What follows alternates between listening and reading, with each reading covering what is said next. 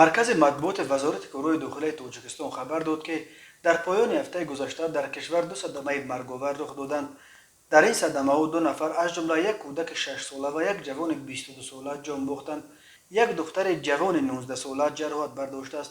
از جمله روز 24 ایول سال 2021 تخمین ساعت 19:10 راننده ماشین تمغه اوپل ویکترا پرتویف سفر اودینایویچ ساکن جماعت توگرک نویه واسه هنگام حرکت در کیلومتر 278 شورای دوشنبه کولوب درواز خوروغ در حدود دهه یخچسار جماعت نولوند نویه درواز از عهده اداره ماشین نبرآمده خورسال جمعبیکوف و سامیه امیربیکوفنا سال تولدش 2015 ساکن نویه اشکاشم را پخش نموده است. در نتیجه کودک جراحت جسمانی برداشته در بیمارخانه به هلاکت رسیده است.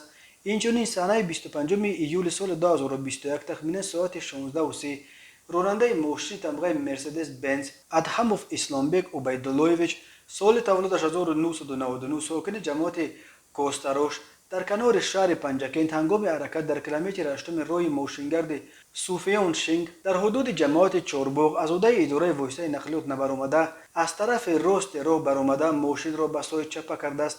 در نتیجه راننده جراحت جسمانی برداشته در بیمارخانه به هلاکت رسیده است.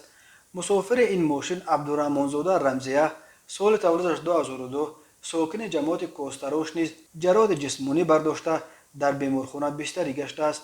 تحقیق این دو حادثه ادامه دارد. هر سال بر اثر صدمه‌ها در راه‌های تاجیکستان تا 400 نفر به هلاکت رسیده، بیش از 1200 تن دیگر معیوب می‌شوند.